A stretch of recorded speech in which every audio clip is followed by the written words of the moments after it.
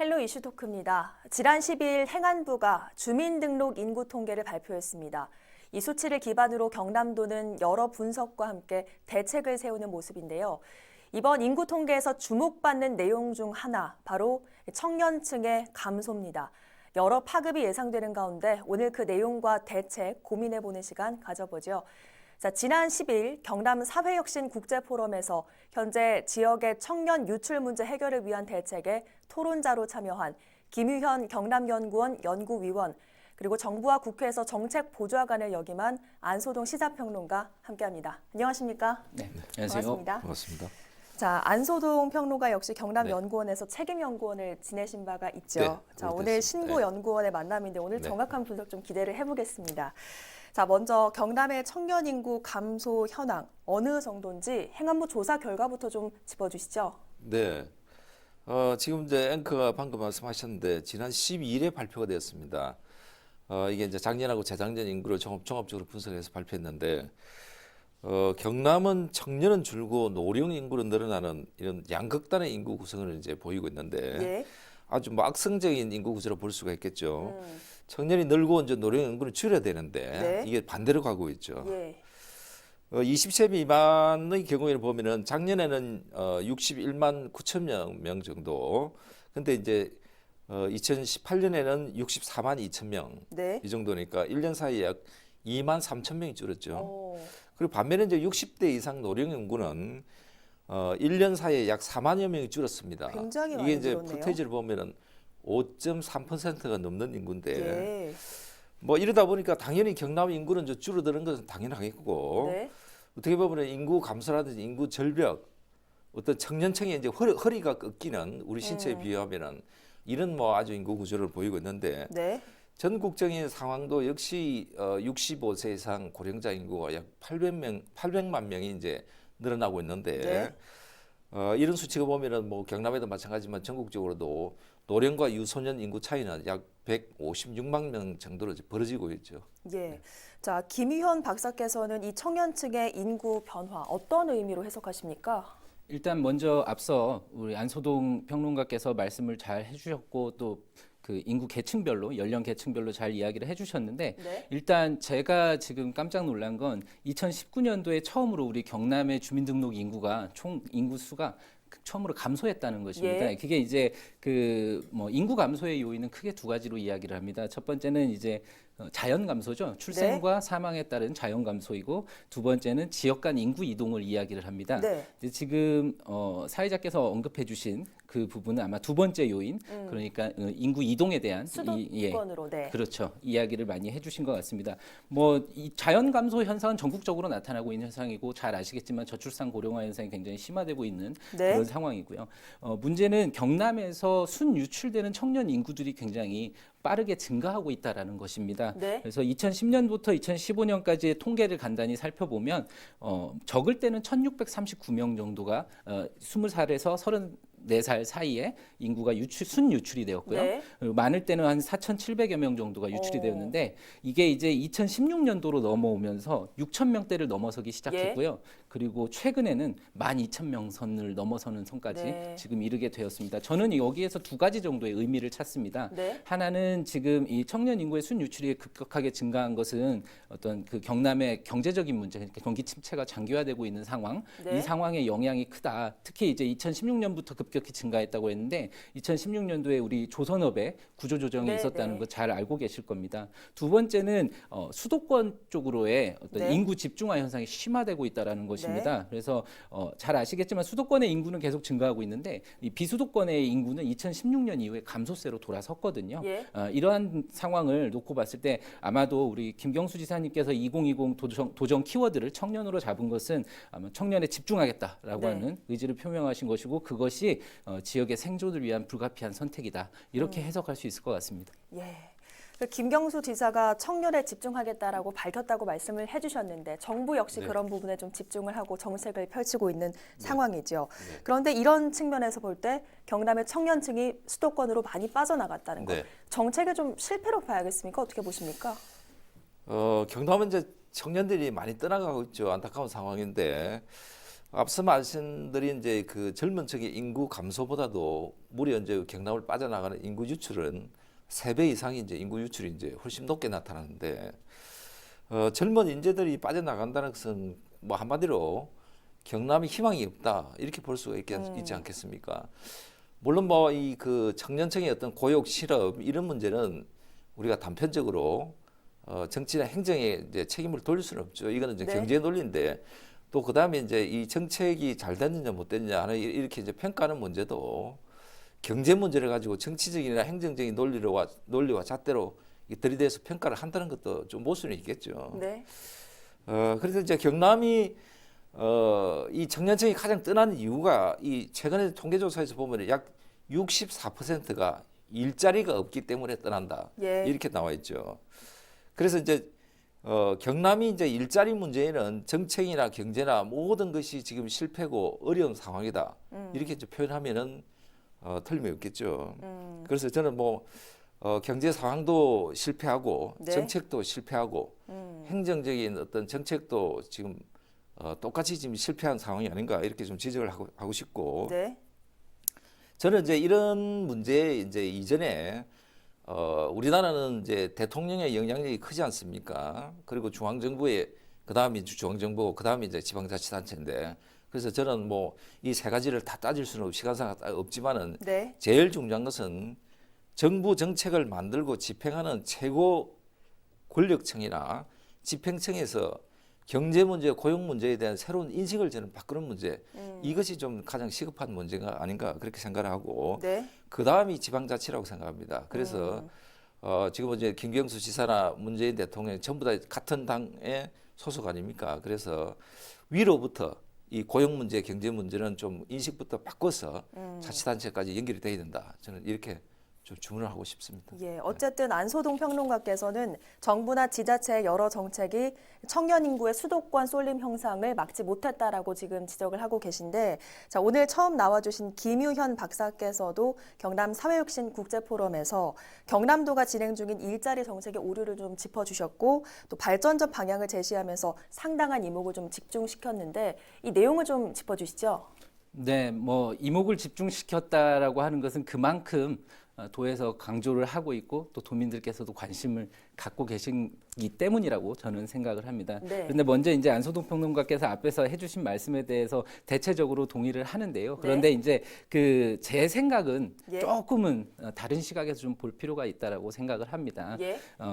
말씀해 주신 것처럼 지금 현재 나타나고 있는 사회 현상이나 경제적인 현상들 이런 것들은 역사적이고 그리고 우리를 둘러싸고 있는 여러 가지 환경적 요인들에 의해서 결정되어지는 그런 역사적 환경적 산물이다 이렇게 이야기를 할 수 있습니다. 그것을 어떤 현 정권의 어떤 정치적 또는 정책적 오류나 뭐 과오로 이렇게 몰고 가는 것은 타당하지 않다고 생각하고요. 예. 특히나 지금 우리는 경제 정책의 대전환의 시기에 있습니다. 즉 지금까지 물적 자본 투자 중심으로 경제를 운영해 오고 또 성장 일변도의 정책을 운영해 왔다고 한다면 네. 이제는 사람 중심으로 투자 방향을 바꾸고 네. 그리고 성장과 분배를 같이 가져가는 포용적 성장으로 가겠다고 하는 게 현 정부의 경제 정책의 큰 패러다임 아니겠습니까? 네. 그 패러다임이 실질적으로 현장에서 작동을 하고 그 성과가 나오기까지는 상당한 시간이 소요가 될 겁니다. 이제 2년 반 지난 그 성과를 놓고 이 지금 현재 발생하고 있는 모든 현상들의 원인을 네. 그런 정책의 책임을 전가하는 것은 조금은 적절치 않아 보이고요. 또 보시는 시청자 여러분께서도 그러한 부분에 있어서 약간 양쪽의 균형된 시각을 좀 갖도록 해드리기 위해서 네. 조금 첨언으로 말씀을 드렸고요. 네. 제가 국제포럼에서 토론했던 내용의 요지는 간단히 돌아가서 말씀을 드려보면 첫 번째는 일자리가 만들어져야 사람이 올 것이다. 네. 라고 생각하는 것을 조금은 뒤집어 보자는 것입니다. 말씀하신 것처럼 당연히 그 일자리가 많아지고 지금 직업 문제로 청년들이 떠나고 있는데 당연히 좋은 일자리가 많아지면 청년들이 돌아오지 않겠습니까? 예. 그건 너무나 당연한 거고 그러한 정책 자체를 뭐 뒤집어야 된다 그런 이야기는 아닙니다. 네. 그렇지만 다른 한편에서의 또 다른 시각이 필요하다.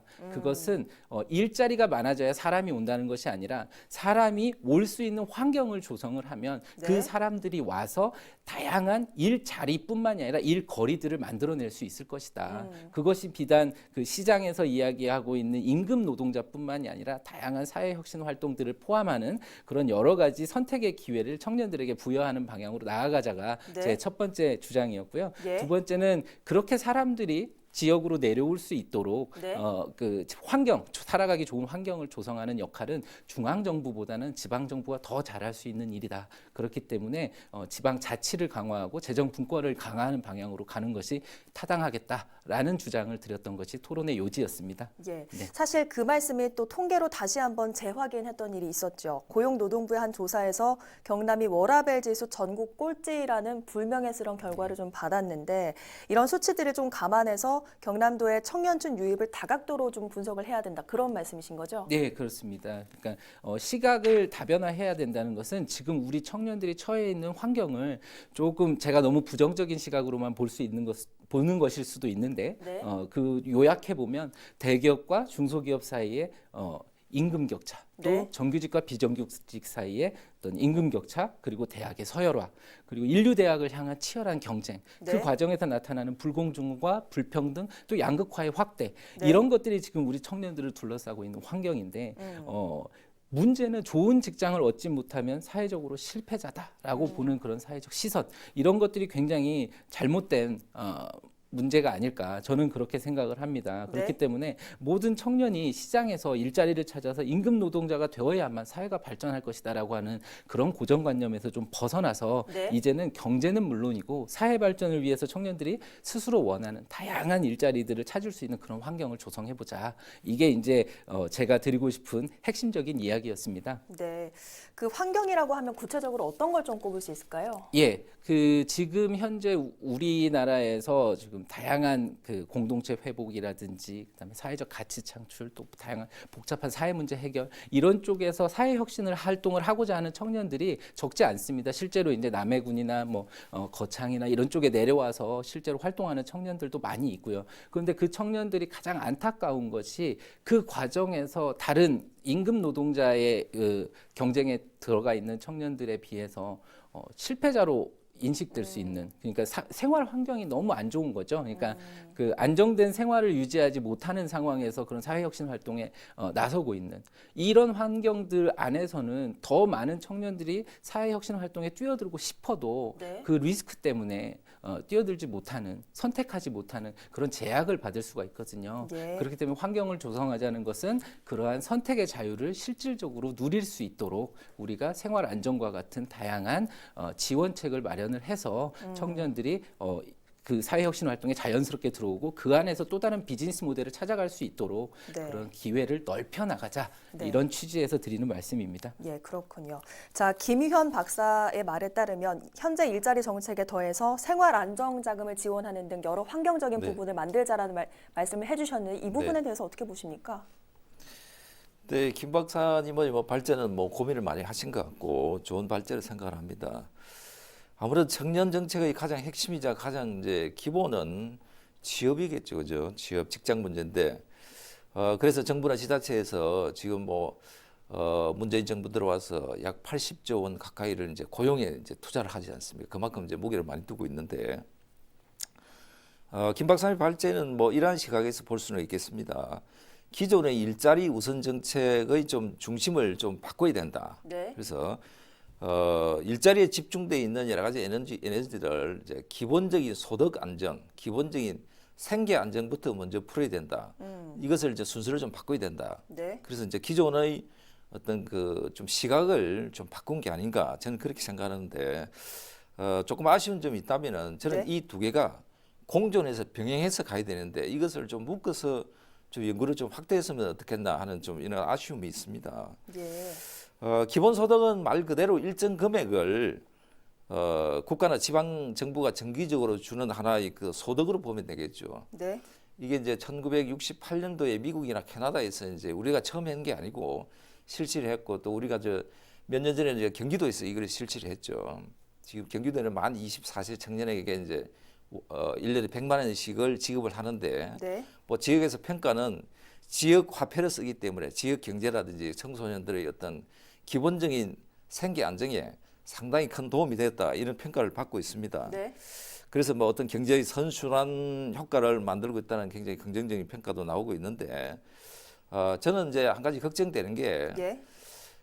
복지 정책은 확대를 해야죠. 예. 그리고 복지 정책은 뭐 이념의 문제가 아니고 정치 문제를 넘어서 네. 필요한 것은 모두 다 이제 시행을 해야 되는데 예. 우리가 이제 국제 행사를 했지 않습니까? 경남에서. 근데 국제적으로 복지를 앞질러 나가서 굉장히 나라가 위태로운 상황을 우리가 보지 않습니까? 아르헨티나, 그리스, 그다음에 베네수엘라 이런 국가들을 보면은 복지가 너무 앞질러 가다 보면 나라의 존폐 위기까지 우리 당황 상황을 볼 때 그런 것을 좀 국제적인 행사라면은 걱정이 되는 하나의 이슈도 있겠지 않나 그렇게 좀 저는 평가를 하고 싶습니다. 예. 자, 이런 와중에 경남도가 지난 13일 파격적인 청년 유입 지원책을 발표를 했습니다. 자, 어떻게 보면 김유현 박사께서 이번에 토론에서 발제한 내용과 어느 정도 같은 선상에 있다고 보이는데 어떻게 보십니까? 일단은 저는 굉장히 긍정적으로 봅니다. 그러니까 이 내용적인 측면에서 뭐 여러 가지 인건비를 뭐 인센티브로 보조를 해주고 그다음에 전입 장려금을 주고 뭐 이러한 내용들이 뭐 구체적으로 이제 표면적으로 들어와 있는데 네. 저는 이제 그 내막을 보면 어떤 농촌 지역에서의 공동체 회복과 그다음에 사회 문제 해결, 다양한 사회적 가치를 창출하는 그 사회 혁신 활동에 참여하는 청년들한테 기회를 조금 더 확대해 주자는 그런 취지의 정책으로 저는 평가를 하고 있습니다. 네. 서울에서 굉장히 치열하게 어렵게 살아가고 있는 청년들이 많이 있고요. 그러한 네. 청년들 중에서 지방에서 제대로 한번 살아보자라고 꿈꾸는 청년들이 꽤 있을 겁니다. 네. 그런 청년들이 지방으로 내려와서 이런 사회혁신 활동에 뛰어드는 그런 의사결정을 할 수 있도록 도와줄 수 있는 네. 그런 정책이라고 생각을 하기 때문에 예. 매우 긍정적으로 보고요. 무엇보다도 이 정책이 서울과 경남의 상생형 사업으로 추진되고 있다는 점에서 큰 의미를 두고 싶습니다. 네. 왜냐하면 수도권 집중이 비단 지역만의 문제는 아니거든요. 네. 그렇기 때문에 서울에서도 같은 문제의식을 가지고 서울에 거주하는 청년들이 지방으로 내려갈 수 있도록 이런 정책에 함께 동참한다는 것 그 자체에 굉장히 큰 의미를 부여하고 싶습니다. 예. 하지만 이번 청년 유입 정책이 혹시 실패한 인구 유입 정책인 그 출산 장려금과 같은 정책의 반복이 되지 않을까 하는 이런 우려도 좀 있거든요. 네, 출산 장려금 하면 지금 경남에서 이제 거창군이 2,050만 원을 셋째 아이를 출산하면은 가장 높은 이제 출산 장려금을 지급하고 있는데 지금 앞서도 이제 말씀드렸지만은 이 출산 장려금을 우리가 단편적으로 뭐 실패다, 성공이다 이렇게 평가를 하기는 어렵지만은 네. 지금까지 투입된 국가 에너지나 국민들 세금을 보면은 투입된 거에 비해 효율성은 굉장히 낮다는 것이죠. 네. 그래서 출산 장려금이 성공을 했더라면은 예. 당연히 인구가 늘어나야 되겠죠. 그런데 우리가 지금 상대적으로 인구는 거꾸로 지금 줄어들고 있죠. 여기에다 요즘은 아빠 휴직 장려금까지 지원하는 어떻게 보면 복지에는 브레이크가 없는 이런 현금 복지가 이제 대표적으로 지금 늘어나고 있죠. 네. 근데 이제 지금 상황에서 저는 출산 장려금보다는 지금 그 청년들이나 결혼 정년기에 있는 사람들이 원하는 것은 네. 인구의 구성이나 사회의 변화, 자기의 가치관이나 그다음에 인간의 행복 추구권이나 이런 것이 기존 정치인이나 행정가들이 만들었던 그 당시의 시각에서는 굉장히 네. 벗어나야 됩니다. 그래서 네. 이거는 좀 시각의 좀 인식이 좀 변화가 좀 필요하지 않나 그렇게 생각합니다. 예. 자, 그럼에도 불구하고 청년의 유턴 정책, 또 타 지역 청년의 유입 대책이 필요한 이유는 뭐라고 보십니까? 네, 본질적으로 그 지역의 지속 가능성을 위한 정책이다. 저는 그렇게 생각을 합니다. 이제 지역의 지속 가능성을 이야기할 때 흔히 사람과 환경 그리고 경제의 지속 가능성을 이야기하는데요. 네. 청년은 그 자체만으로도 인구 구조의 하단을 받쳐주고 있고 그리고 그 인구를 성장 또는 유지시키는 가장 핵심적인 연령계층입니다. 네. 그런데다가 사회혁신과 기술혁신의 주체가 될 가능성이 가장 큰 연령계층으로서요. 환경과 경제의 지속 가능성을 높여갈 수 있는 그런 핵심적인 주체라 할 수 있을 것입니다. 그렇기 네. 때문에 청년 정책이 매우 중요하다 할 것이고 지금 우리 경남에서 추진하는 이런 유턴 정책 네. 이런 것들이 청년이 스스로 하고자 하는 일 그 사회 문제를 해결하고 사회적 가치를 창출하는 일 그러한 일거리를 스스로 찾아서 일에 대한 선택의 폭을 넓히고 네. 또 그 선택의 자유를 누릴 수 있도록 하는 그런 정책이기 때문에 저는 아주 적극적으로 추진을 해야 한다 그렇게 생각을 합니다. 네, 알겠습니다. 경남도의 균형 있는 발전을 위해서는 성별, 문화의 다양성과 함께 연령의 고른 분포는 지자체와 유관기관에 끝나지 않을 숙제입니다. 오늘 모신 두 분의 조언과 일침이 걸음이 돼서 더욱 건강해질 경남을 희망해 봅니다. 오늘 헬로 이슈 토크 여기서 마칩니다. 함께해 주신 여러분 고맙습니다.